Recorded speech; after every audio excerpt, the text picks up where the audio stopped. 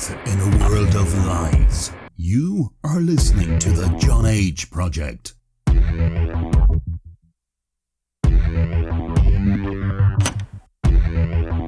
Trust no one. Trust no one. Trust no one.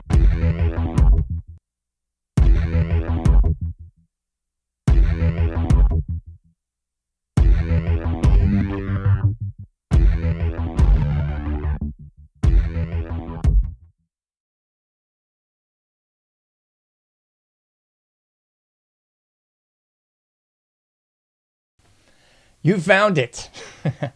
You're here. You're headlong down the runaway train that is the AnomicAge, and I am your humble host, JohnAge, coming at you proudly, sort of, from the coastal plains of the old North State. I will be your tour guide this evening as we take a somewhat satirical journey down the path of murder, destruction, mayhem, and the extermination of human life on this planet. A forced march into obsolescence thrust upon us by a global Luciferian death cult of pedophiles. Check out AnomicAge.com if you've not already done so. It looks a whole heck of a lot just like that.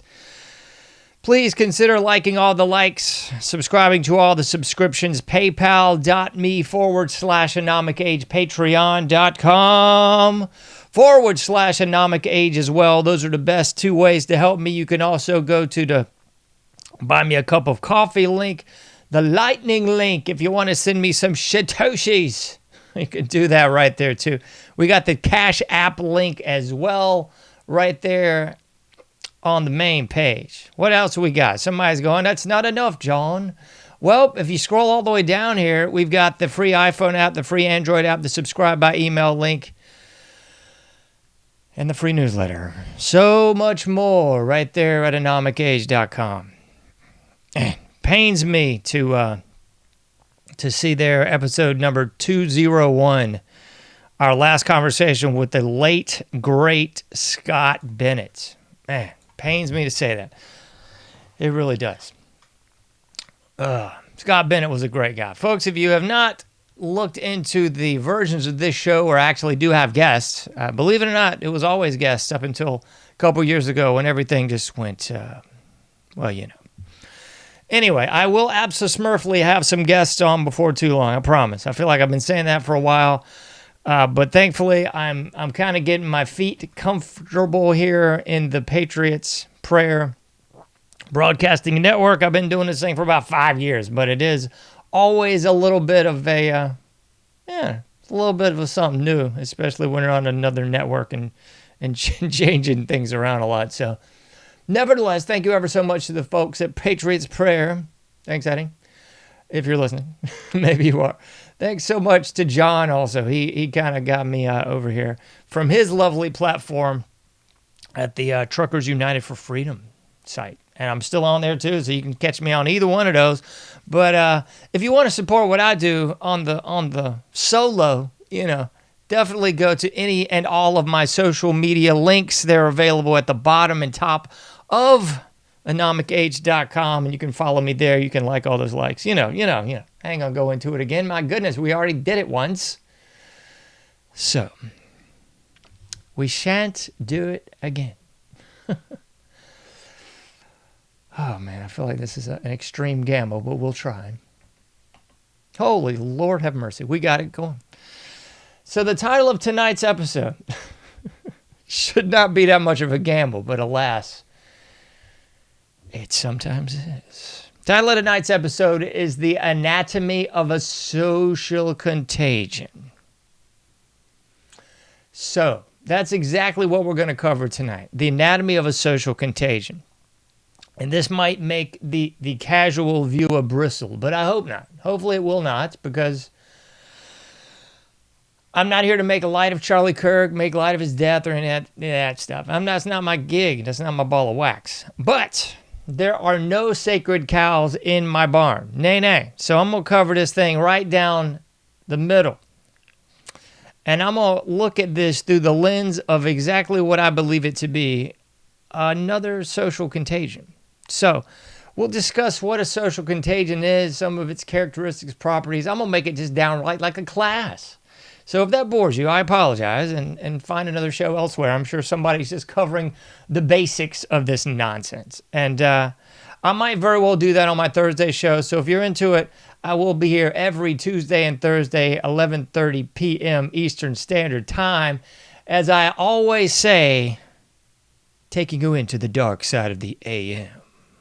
Yes, indeed. My favorite time. Love the dark side of the AM. Hate the light side of the AM. But the dark side is more apropos with me. Don't you know? Nevertheless, I ain't going to get off on that jag. So that's what we're going to look at this evening, folks. No sacred cows in my barn, so I'm going to cover this just like I think everyone should cover this. But alas, it just doesn't seem like most people are. It boggles the mind, really, when I look at this. Because I think like everybody else, rightfully so, that's how social contagions work. So like just about everybody else, I would suggest, let me get this out of here. Like about everyone else, I was caught up in the hype, And as Flavor Flav once said, don't believe the hype. And we shouldn't believe the hype, folks. We really shouldn't, because make no mistake about it, as old Billy Shakespeare said, all the world is a stage, and we're just actors upon it. A little bit of a paraphrase, don't you know? But I do believe that's exactly how it do go here in the AnomicAge. And I swear, man, the more I look at this thing and the more I look at the coverage, and let me just separate hairs here. Let me separate the wheat from the shaft here. Because there's the obvious known liars. That would be mainstream media, legacy media, the big major networks, the media conglomerates created by old Bill Clinton in the 90s, where he allowed these mega corporations to buy up other mega corporations and thus create monopolies. So that's why we have about 6 major media corporations controlling it all right about now. Thanks, good old Bill, for the old Telecommunications Act, I do believe, of 1996. I could be mistaken. I don't know. I don't have these notes pulled up. I'm just kind of riffing here. But anyway, somebody can cross-check me in the comments and make fun and laugh and point. It doesn't bother me. It doesn't hurt my feelings in the least. So I expect this sort of lame brain, myopic, pablum for the circus animals kind of coverage from the usual suspect, jive turkeys, ABC, NBC, BSNBC, the like, CNN, all those clowns. You would expect it from them. And if you don't expect it from them, you're probably listening to the wrong show. But I digress. But here's the deal, folks. I think a vast majority of us in the, whatever you want to call people that kind of listen to this sort of program. I don't want to put labels on myself, so I'm not going to. But I think most of the unlabeled demographic tends to at least hope, maybe winging a prayer, that the alternative media, the not so mainstream, the not ready for primetime players, would at least be legit and not just towing that old company line. But I swear to you folks, the more I have really witnessed, tried to better understand and appreciate the not so mainstream media in the last, I'd say 6 days, since this whole op popped off, I swear to you folks, I got to wonder just how much the not so mainstream media is actually now about the mainstream media, because it seems to be an awful lot of pablum. It really does. So I do kind of wonder how much money's various enterprises, organizations, and dare I say media outlets are getting from the usual suspects. The Mockingbird media, Operation Mockingbird revealed in the church committee hearings a la about 1973. I believe that's when they started. I believe they were released a little bit later, but I I get the deal. So I got to wonder, I I see a whole lot of just buy the company line from everybody, right, left, center, mainstream, not so mainstream. Everyone seems to be saying, that's our guy. I was going to entitle this show, to be honest with you, That's Our Guy. I mean, wasn't that what was it the FBI or I can't recall. Maybe it was the governor of Utah that I first saw that press release, and it was something entitled to the effect of, we got our guy, we got the guy. I'm like, what the?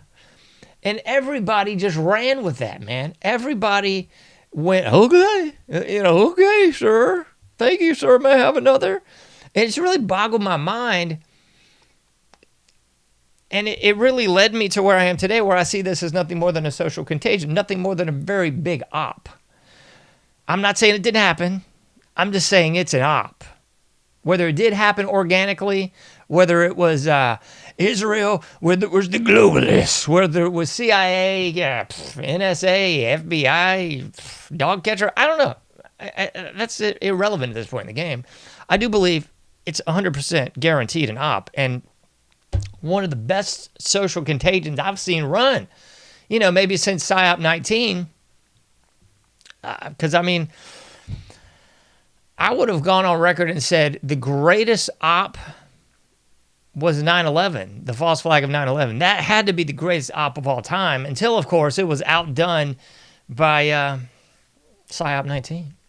And maybe all of them have been outdone by this op because, my goodness gracious, folks, I have never seen this much of a social contagion just blow up quite like this. It's unbelievable. It really is. So, I know someone's already changed the channel because they were hoping I would give you the pablum droplets like everybody else. We're going to cover the 7 different shooters it could be. We're going to cover the tranny angle. We're going to cover it wasn't a tranny angle. Good grief, man. I can't even take anymore. It's just such a bunch of B to the S every time you turn around. But then the alternative media and the mainstream media are unified in, we've got our guy, we've got him. It's Lee Harvey Oswald, folks. Come on down, Lee. We've got our guy. It's John Hinckley. All right, come on down. Oh, we've got our guy. It's Sirhan. Oh, boy. Come on down, Sirhan. We've got our guy. It's James Earl Ray. Oh, my gracious goodness. It's so insane that people buy, apparently, this mainstream narrative in the alternative media press. It just blows me away. I'm like, what happened to questioning the answers? What happened to questioning the narrative? What happened to when it looks like a duck, smells like a duck, walks like a duck, goes quack, quack, and everything in between? It's a duck. It is obviously not as it is portrayed. It's that old song by 108, an amazing hardcore band that does not get enough cred. 108, I am not as you portray me. Yeah, and definitely this is not as it's being portrayed. So I've downright just quit listening to the alternative press as well as the mainstream because it's all the same in this juncture, folks. It's like, we've got our guy. And the litany of patsies that I just ran down should give everybody pause and reason to go, huh? As Arsenio Hall once said, things that make you go, it's not like the government hasn't done this a time or 12. And by done this, I mean, had someone knocked off and pulled out a patsy, like they were pulling out a Kleenex from their back pocket. Oh, look, we found it. Here it is. 9/11 anyone? Oh, look, the passports. Everything else is rubble, I tell you. But look, these passports are perfectly preserved right here at the bridge. What? Oh, my goodness. So, I'm sure there's people still buying into it, but I swear I just don't know how. Anyway, I know someone's tapping their watch and going, John, we're 10 minutes in. You haven't gotten to the topic. All right. I know. It's my show, and I'll do what I want to. Topic, alas, here we go, folks. What is a social contagion? I was going to pull the old book up from behind me there, But alas, I went in another direction entirely.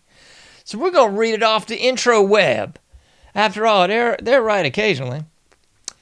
A social contagion is the unconscious spread of attitudes, emotions, and behaviors from one person to another within a group.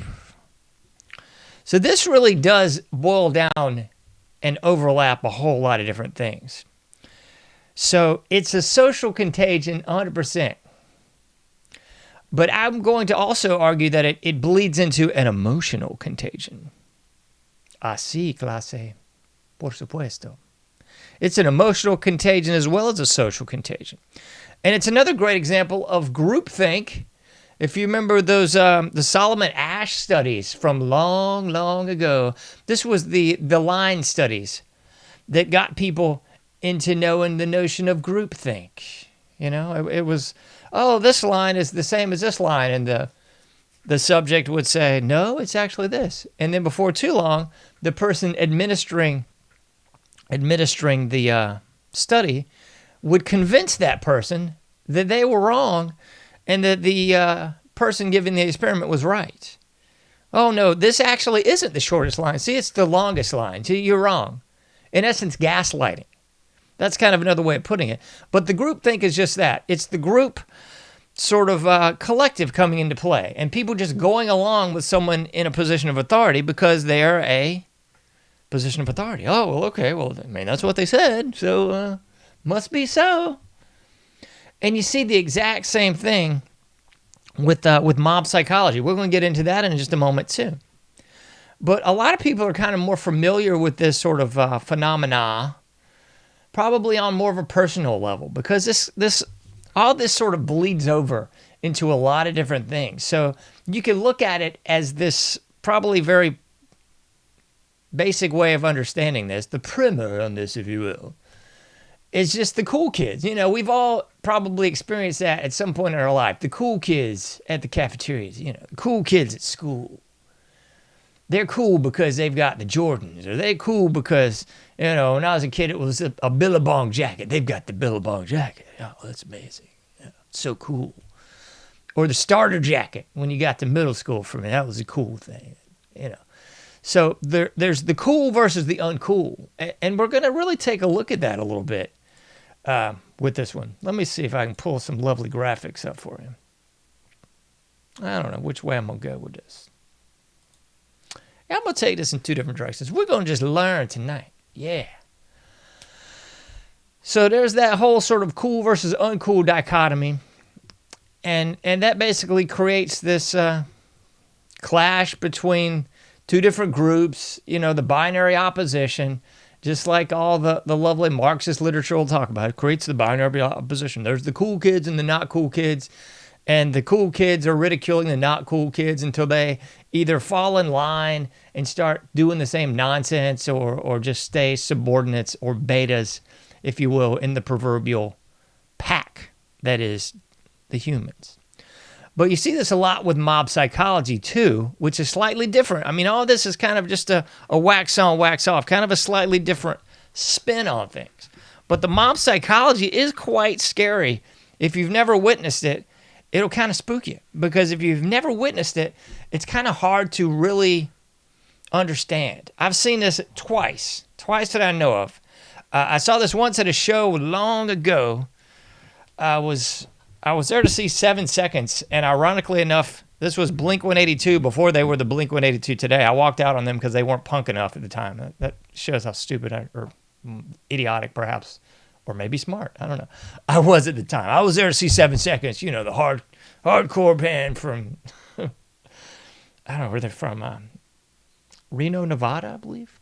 Anyway, neither here nor there. Long story short, a fight breaks out, which turns into a riot. The bouncers start getting a little crazy. The band starts getting a little crazy on the bouncers. The crowd starts getting a little crazy on everybody. Before you know it, the cops show up. Everything's shut down. You know, there's more cop cars outside you can shake a stick at, and it bleeds out into the street, and things continue to escalate. That's kind of the not so spooky mob mentality. Another time I saw this was definitely in my younger years downtown. You got to love the police, you know.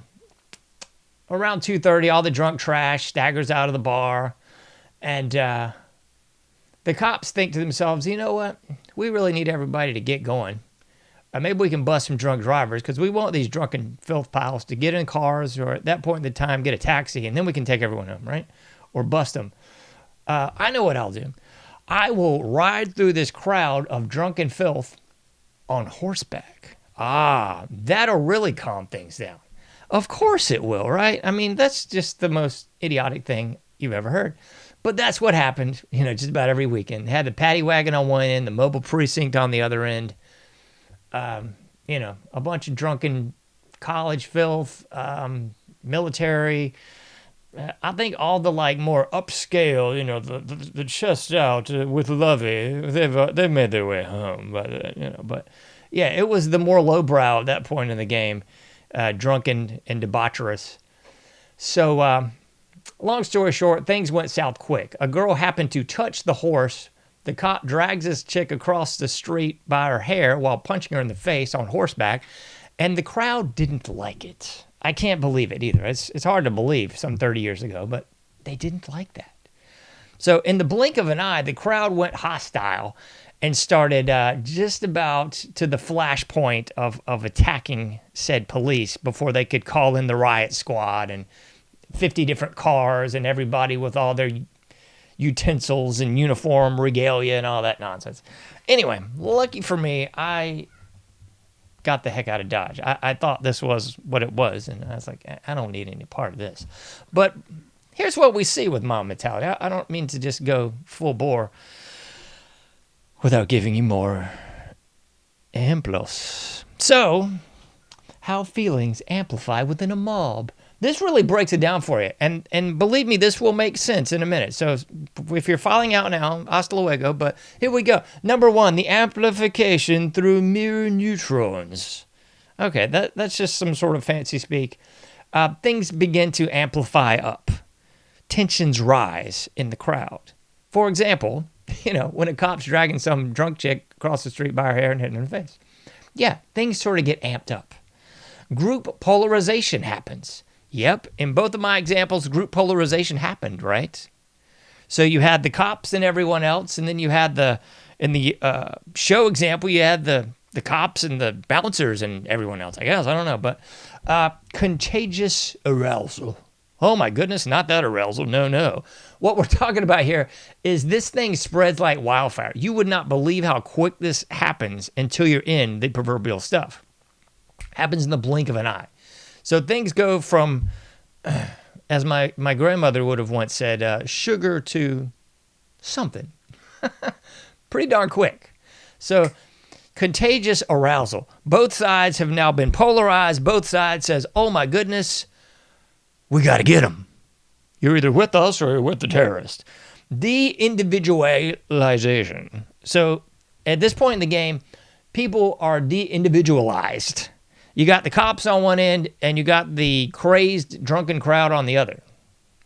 And things heat up quickly. Examples of emotional contagion in mobs. Yeah, that's kind of how the emotional contagion works. People get very emotional very quickly, and it all dematerializes from there. It just goes south. So that's an example of the mob mentality, which is very, very similar to what we're seeing with the social contagion. And it actually can be an element of that. So with the social contagion,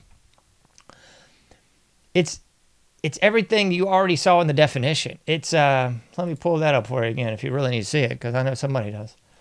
Yeah, difficulty identifying. Oh my heavens, that's not the word. Heavens to Betsy. What in the world? There we go. Goodness gracious. Unconscious spread attitudes, emotions, behaviors by one person to another within a group. But talking about the social contagion variety, it's going on within the whole cultural social contagion. That's what this whole thing is.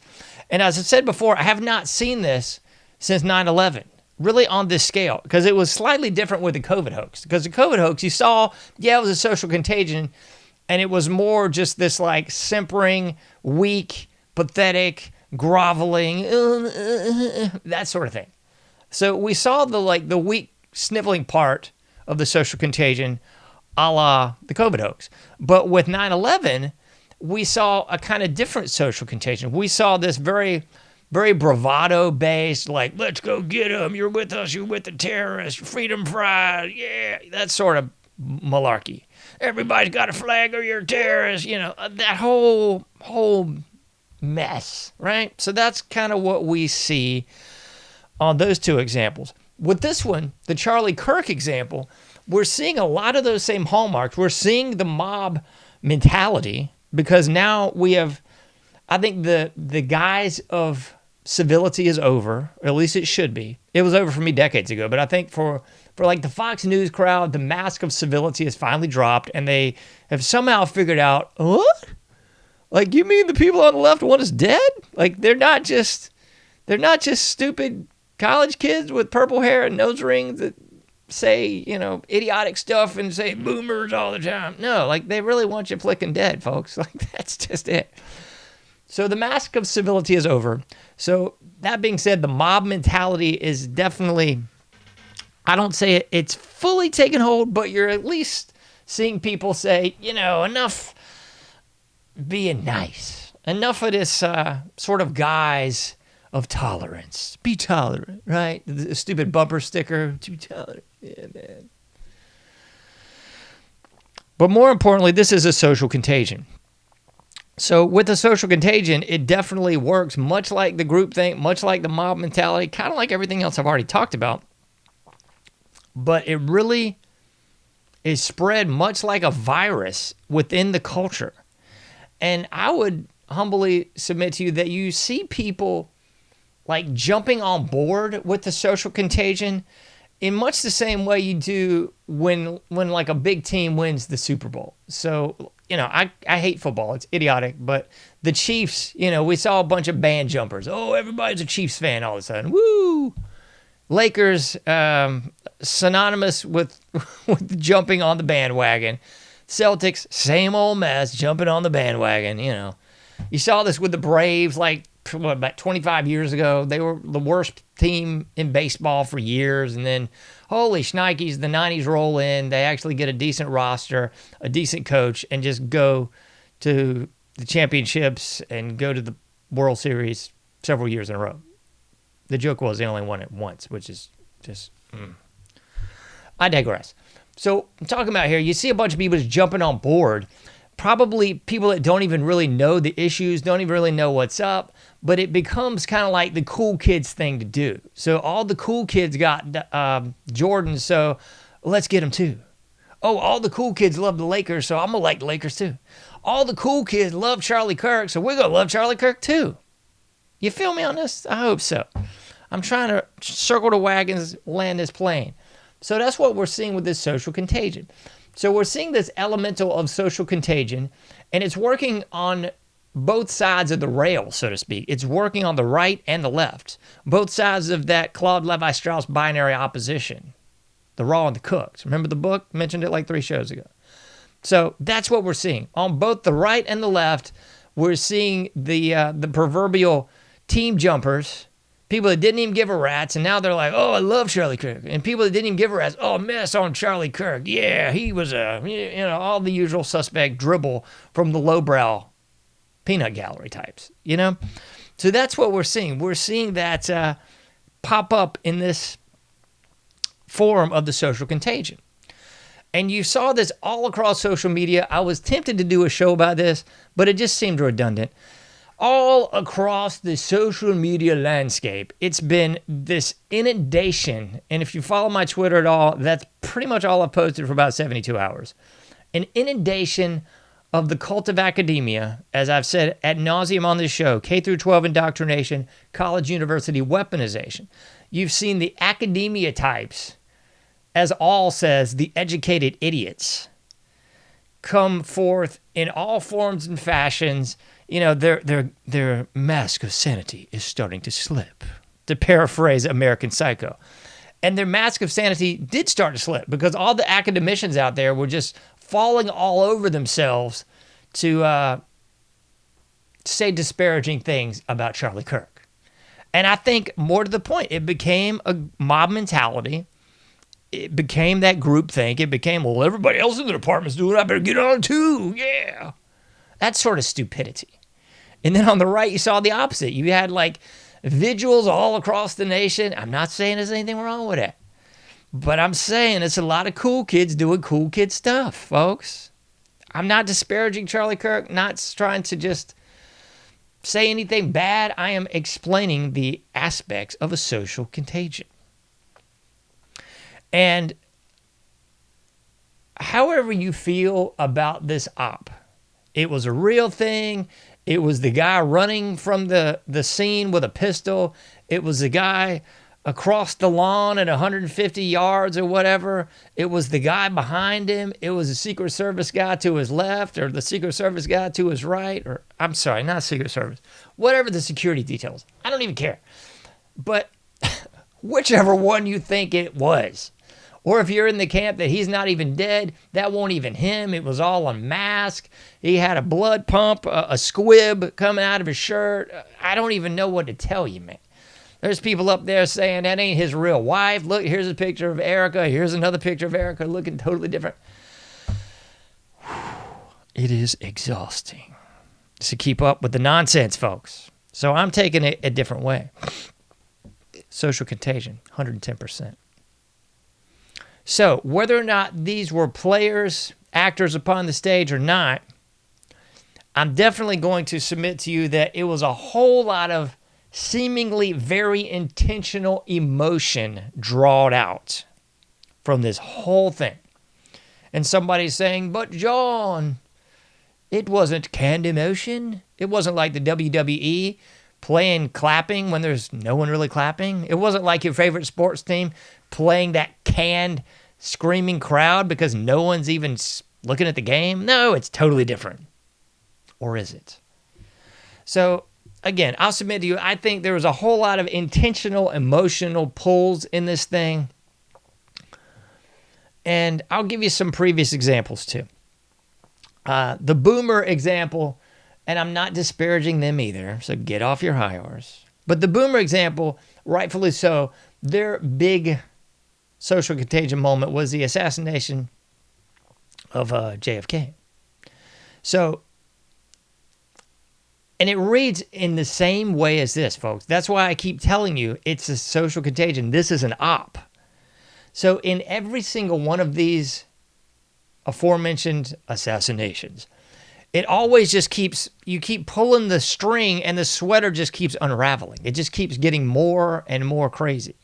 Because just like the JFK thing, it's the mafia, it's LBJ, it's the Jews, it's the Federal Reserve thing. It's all this. It's the mafia, it's the Cubans, it's Porky Pig and Smokey the Bear. I don't know, man. I'm just saying that's how these ops always play out.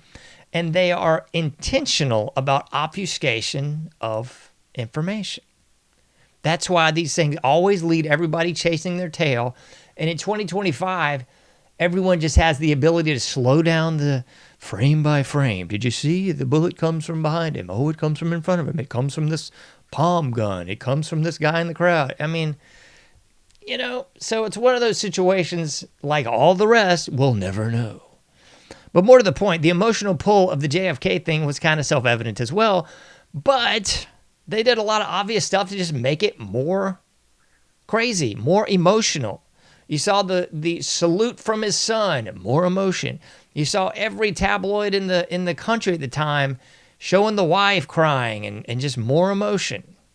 And this is the kind of thing that is just bread and butter for a social contagion. That's how it works, folks.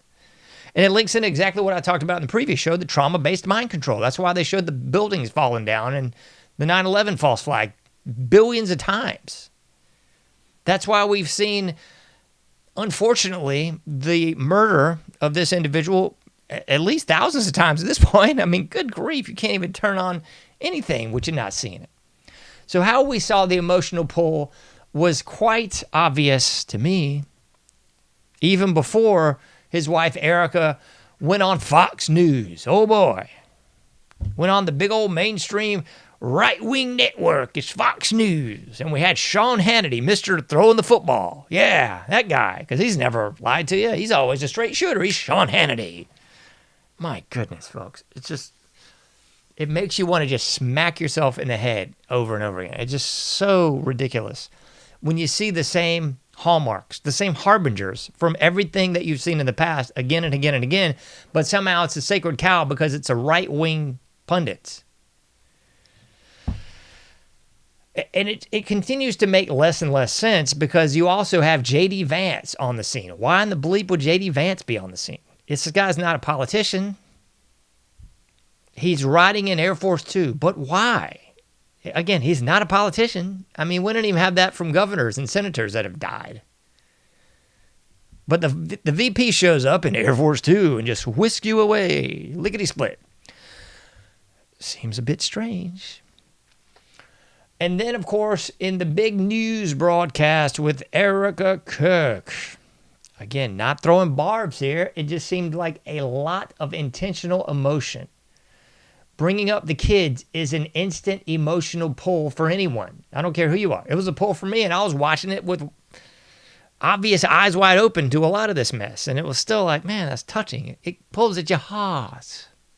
It does. And it's intentional. You don't have to get up there and bring up the kids. It's not necessary. I wouldn't be up there at all if someone shot my spouse. What was it?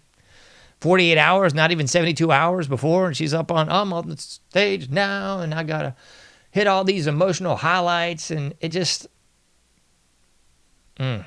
stinks, folks. It stinks. People on the right ain't trying to hear it right now, but it stinks. And then we went from the shooter living with his mom and dad, turned in by dear old dad. And then, no, he wasn't. Actually, he was living with his tranny lover. I don't even know this clown's name. Sticks or something retarded. I don't even know. You know, we went from this to that, and then the gun. the whole gun thing. They might as well have said Mannlicher Carcana. If they would have said that, I would have just died laughing because I mean that is kind of on par with what they are trying to pass off as the alleged murder weapon. It just showed up. It was in the grassy knoll, in a box, wrapped in a towel. What the? And he jumped down from the roof, even though there's a guy disappearing behind a tree that just vanishes. He jumps down from the roof, allegedly, with this full-length long rifle in his pants? What? Gracious goodness. You had people on InfoWars right after this happening say, oh, yeah, he totally has a gun case. And I'm like, what are you watching about? He's got a flipping, like a small black duffel bag. There's no gun case there. But we're led to believe that he took apart the gun, reassembled the gun, and just left it out laying in a box wrapped in a towel. I mean, what the? Yeah, if they would have said, he went to the library. No, excuse me. What's the one where Lee Harvey? He went to the movie theater. Yeah, he went to the movie theater, and we found him there in the movie theater after he shot a cop. And it's just, oh my gosh, man. Anyway, back to the emotional pull of every social contagion. So you had Erica up there talking about the kids, mentioning the kids like 3 times, at least. I mean, it was like, okay, that's sad, touching, and heartfelt. It pulls people in. That's how a social contagion works, folks. It pulls people in. Okay? You've got the idiotic variety of the social contagion, like the morons a couple years ago that were dousing themselves in a cooler or something. The ice bucket challenge. Could you get any more moronic than that? Thousands, probably millions of people all across the country film themselves, dump a bucket of ice on themselves. Woo! What an idiot. Not to be outdone, the Tide Pod challenge. You had equally moronic imbeciles eating Tide Pods and posting it online. Now you've got people all across the country having a vigil, talking about their breakdown, crying and stuff all over social media because it's a social contagion. This might be construed as a barb, but take it what you will. This is just facts here, folks. If you saw the video of Charlie Kirk at her murdered husband's casket, this was all over social media and the internet and mainstream media too about 4 days ago. And when I saw this, I did not want to believe that this was real. Like, I really looked at this the first time going, what? And the second time with like the most jaundiced eye possible. And then the third time I was like, this is not reality. And I guarantee you, somebody out there has already turned this off and they're going, but John, people grieve differently. It's a different time. Everyone posts everything now. Look at what I just ate for dinner. You know, like, good grief. I ain't buying it, folks. I am not blipping buying it. I'm sorry. That just stinks. There is no way under the sun, under God's green earth, that if someone's spouse is murdered in cold blood on the global stage, that you are going to get a cameraman and say, hey, I got a great shot for it. Here, I'm going to grieve over my deceased spouse here. Hold his hand, tell him I love you, baby, over and over again. And then we're going to put that online. We're going to say, print, that's a keeper. What?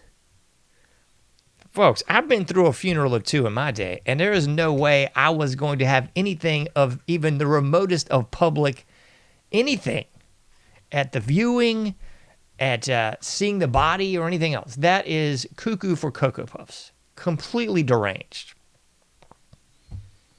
And somebody out there is probably saying, it looks like rubber hands. I don't even know, okay? I'm not even going to touch the elephant in the room. I don't know.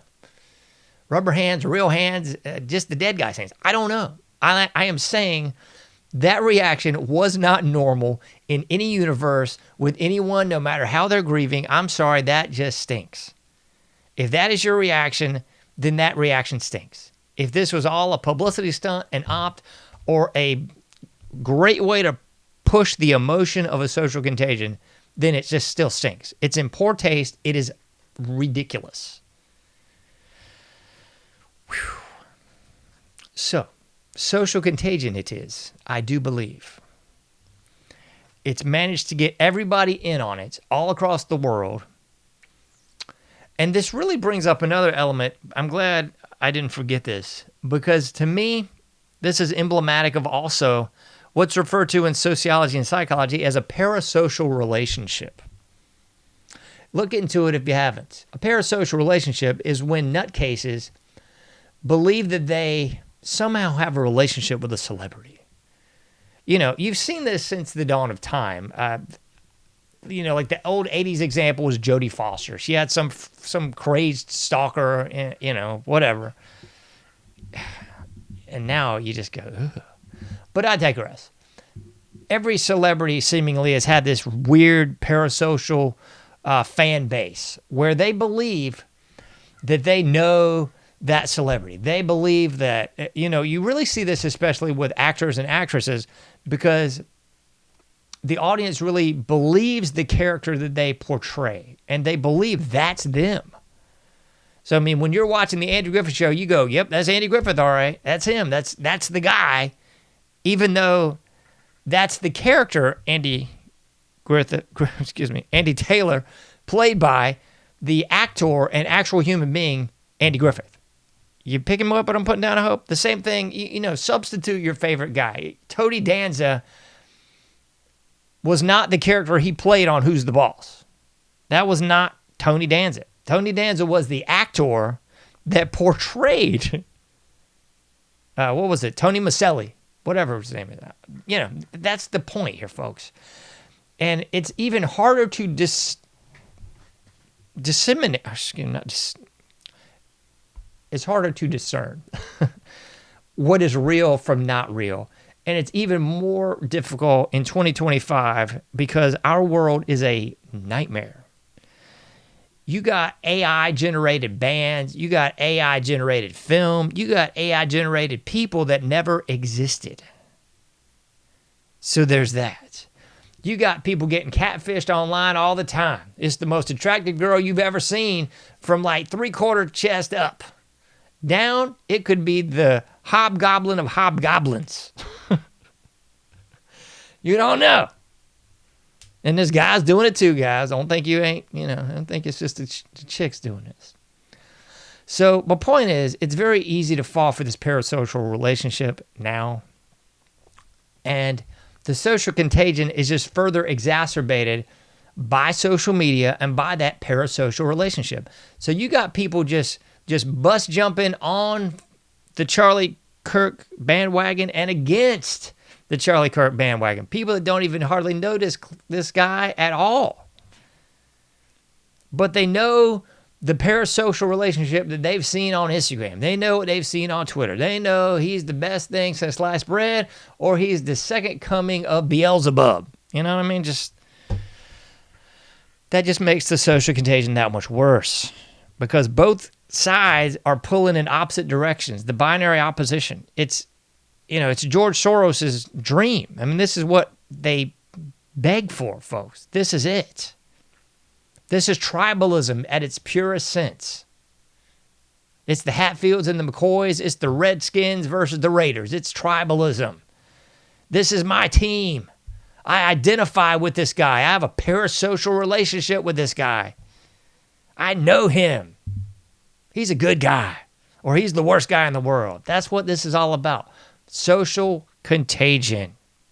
Ladies and gentlemen, boys and girls. Those of you who still identify as human, that's exactly what this is. And I'm not throwing jabs and saying it's all fake. I'm saying perhaps this whole thing happened just as they told us. Just happened just like that. Okay, if that's the case, if it was a crazed tranny shooter, then it's still a social contagion. Because our Mockingbird media has pulled all the right strings, has had your feed rigged to show just the right things that will either mirror your perception of this individual or rile you up and show you the antithesis of what you think this is all about. And that's how the social contagion works. It gets the two sides going against each other. It gets people that are involved that are just like scarcely familiar with the topic or the person in this instance. It does it based on the social media. It does it based on that binary opposition of I'm right versus you're wrong. Same sort of stuff. Again and again and again. This is just the newest incarnation of this, folks. So don't think if you just didn't catch it the first time like you're a dum-dum. I'm not saying that. That's not what I'm saying at all. It's easy to get caught up in this, folks. It's easy to get caught in the mosh. So, what the heck is that band that played Caught in the Mosh? Dang. Was it Testament? Testament played Caught in the Mosh, I think? I don't know. Could be mistaken. I don't know. Anyway, that's the deal, folks. It's easy to get caught in the mosh. It's easy to get sort of blindsided by this. It's so darn easy to fall into the emotional tornado. Everything on social media is Charlie Kirk. Everything is him getting shot. Everything is your side is right. Or everything is, look how terrible this other side is. Oh, it's just blasphemous. It's terrible. It is. Look at it. Did you see it? Did you see this? And I'm as guilty as anybody. I'm sending stuff to family. They're sending stuff to me. Social media is just a buzz with this stuff. But it's important to see things for what they are. It's important to see ops for what they are. I don't believe, for example, we're ever going to know the true nature of this killer any more than we know the true nature of any of the aforementioned assassins throughout history. We're going to know the sanitized for your protection version of reality that they want you to see. That's all. Only the news that you need to see. That's what you're going to get from us here. And that's what you're going to get apparently from the alt media and the mainstream media now. Whatever the sanitized version is what you're going to see. Disgusting as it might be. It's a social contagion, folks. Nothing more, nothing less. We got time to get into a little news. My goodness gracious sakes alive, I do believe we do. And it's really crazy. I could have done an entire show. I could have done about 5 different shows about 5 different ways on 5 different complete topics here. I was going to do one just on the cult of academia, the K-12 indoctrination, college, university weaponization, because that's another angle we're going to have to touch on. If you're new to the show, I've touched on it probably ad nauseum, but we're going to go through it one more time. The cult of academia. I was also going to do another show just about all the connections to our greatest ally. Could do a whole another show on that one. And I don't know if it's just me or if North Carolina has fallen off the cliff and kind of like that falling out of the ugly tree and hit every branch. Kind of like the falling off the stupid cliff and hit every branch. I don't know, man. But North Carolina is just replete with imbeciles, scumbags, communists, and just satanic filth. It really is. I've posted so much about North Carolina in the past few days. I just couldn't handle it anymore. That's kind of why I jerked the wheel into a totally different direction. But we will at least cover what we probably all want to know. Our greatest ally. There's so much. So much. Good grief. Oh my goodness. Let's start here. Why not? And I was gonna just rattle these things off, but I decided no. Let's show the images too. Here's things that have happened since the moida of Charlie Kirk. I've got a list here. This list, I believe, is a bit erroneous because this is not my list, but I'm agreeing with. I'm not even giving you the first one because I believe that's erroneous. Blocked the Epstein files. That's it, folks. This is from NBC News, the legacy variety. Yes, Senate Republicans defeat Democratic push to force release of Epstein files. Yeah, so while you were sleeping, that's what I said to this. While you were sleeping, it looks like the Senate, the Republicans, the right side of justice, the right side of history, those guys, they were able to defeat a bill that would force the release of the Epstein files. And I know someone out there is going, but John, those dastardly Democrats put all this negative information about Presidente Trump in there. Don't you know? That's why he didn't want it released. I ain't buying it, folks. I'm sorry. I'm not in your cult, and I'm not buying it. In my humble opinion, everything looks better in the light. And just as I've never, thank God, but I've heard this example many times. You flip the lights on and the bugs run for the walls, And in my humble opinion, that's exactly what El Presidente Trump should be doing here. He should be releasing all this in the light. And if it's all a bunch of hogwash by them pesky Democrats, then so be it. It'll all flesh itself out in the light. Also, maybe you could actually try to get some of these criminal scumbags and put them in jail. Or maybe your DOJ could do that. I don't think so. Or your Attorney General could do that. I know they couldn't. Or even the FBI could do that. No, I know they couldn't. So we got Bondi, we got Cash Patel, and we got Bongino. They all seem to be just helplessly running through the Who's on First skit over and over and over again. Well, you got like this litany of dastardly criminals just running amok. 8647 or whatever that jackwagon. That's just one of them. I mean, everything that you've seen from these alleged Democrats under the guise of communist satanic filth is just criminal. But yet, I guess not, because they're not in jail. But alas, if you drive down the highway too fast, someone will shake their finger at you and give you a ticket to fund the state that's destroying you. What else we got? Rubio's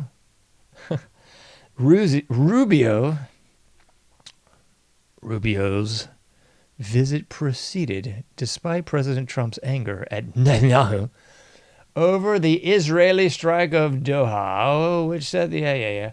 That ain't the point here. The real point is, we got Rubio kissing the wall. Yeah. Yeah. He's over there with Huckabee. They're both kissing the wall. They're making out with the wall. while this whole Charlie Kirk thing goes bluey over here in the States, don't worry. We're just going to make out with this wall in the Middle East. You know, some tiny little speck country about the size of New Jersey. We're going to send these big American bigwigs over here to make out with this wall. Oh, my goodness gracious sakes alive. Anyway. So there's that. I didn't put it on the screen. I apologize. Someone's losing their soup over here because I didn't put this on the screen. Mike Huckabee, the ambassador to Israel. Oh, yes. And Michael Rubio.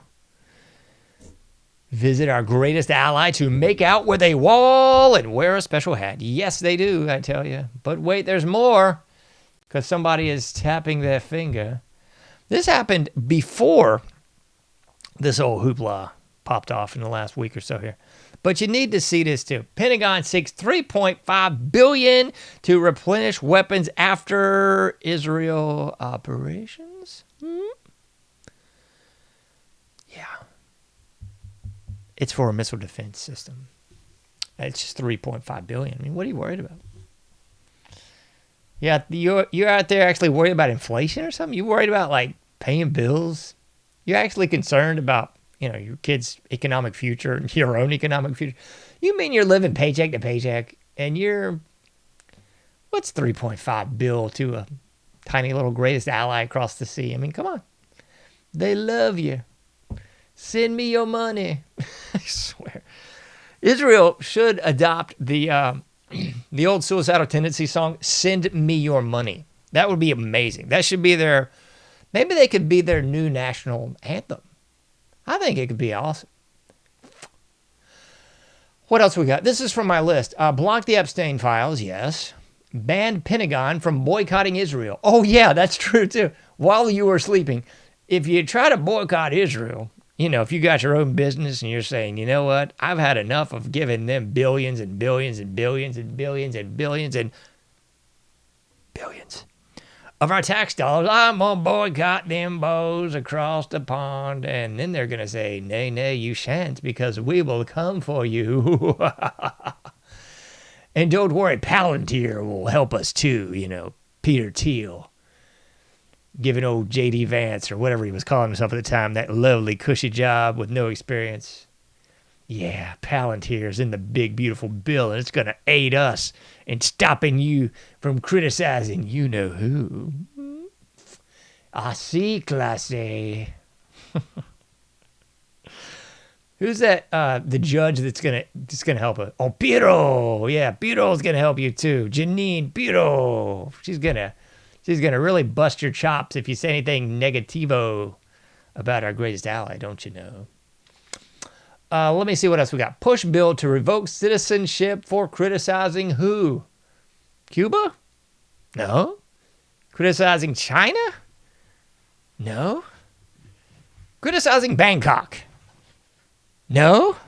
Who in the world would Los Estados Unidos go on the mat for and say, we're going to try to take your visa away. We're going to put you in jail for criticizing Australia? I don't know. For criticizing someplace, I can't think of where. Maybe the commenters know. I don't. I have no idea. Approved 650 million plus. Approved 650 million plus for you know who. Exactly. Tasmania. Yep. 650 million for Madagascar. That's exactly who we're giving this money to, folks. So if you thought we were just going to give it to Israel, no. Why would we do that? I mean, that'd be crazy.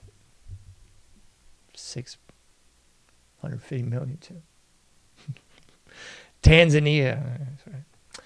Anyway, so there's that. What else we got? This one's from Greg Reese, former Live InfoWars. I miss you there, Greg Reese. You did some amazing work. I apologize for the expletive. I was going to crop that out, but I thought for full edification. Oh, Greg Reese is saying, what the does it take for a revolution? I don't know. Great band from across the pond, the Addicts. Viva la Revolution. I don't know, Greg. I don't think the American people would get off the canvas for anything. They won't get off the canvas for 60 plus million babies murdered? No. They won't get off the canvas for a vaccine that'll kill you? They won't get off the canvas for shutting your business down under the auspice of safety and security? They won't get off the canvas for nothing, Greg. Does anyone else find this weird? This is an image of 250 U.S. state legislators currently in Poland. No. Currently in Chile. Not even close. No. Currently in the Philippines. No, es verdad, clase. You know where they are. That's right. We got one more for you. This one's kind of a funny as well, I thought. America really needs to take a good look at the logo in the back and ask, what is this? What? The logo, in case you're only in the auditory variety of this show, says 50 states, one Israel. Do-do-do-do-do-do. Doesn't that just warm the cockles of your heart? 50 states, one Israel, folks. What it should tell you is that the people that you thought, stupidly so, I don't know why anyone thought this, would actually represent you do not have your best interest at heart. They, in fact, have somebody else's best interest at heart. Probably the somebody that would give them, $100 million, like Miriam Adelson or something. I don't know. I think she's from Canada. But anyway, that's what I would suggest. I'm pretty sure that the people that you believe falsely so, that have your best interest in heart, those people that might even go on live television with a lovely ad campaign saying, put America first, in fact, might, possible si, be putting somebody else first that ain't you or me. What you think? What do you believe? Oh, my gracious goodness. Ladies and gentlemen, boys and girls, we have come to the end of our time together. We've actually well surpassed our time together. I was supposed to put the brakes on this thing at like 12:30, but I gave you a little bit too much ads than I was supposed to, and I didn't want to leave you hanging high dry, so to speak. So I'm giving you the full well into the dark side of the AM. If you're playing with the add-on version of the game, we're sitting at 12:53. So we're well into the dark side of the AM, folks.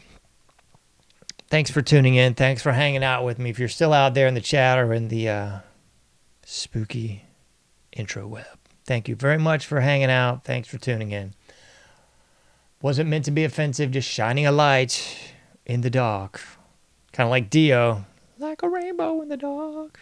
I was on a Dio kick for the last few days. I wish I could play that on this show, but alas, you get the Dikembe Mutombo finger wave from the YouTube likes. So anyway, just trying to shine a little light in the darkness, try to propagate a little truth in a world of lies, as I say on this thing.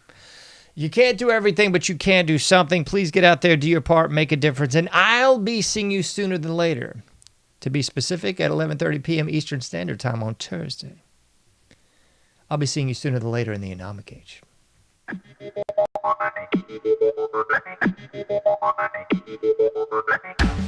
Thank you for listening to the AnomicAge, a JohnAge project. For past shows, further info, and to comment, go to AnomicAge.com.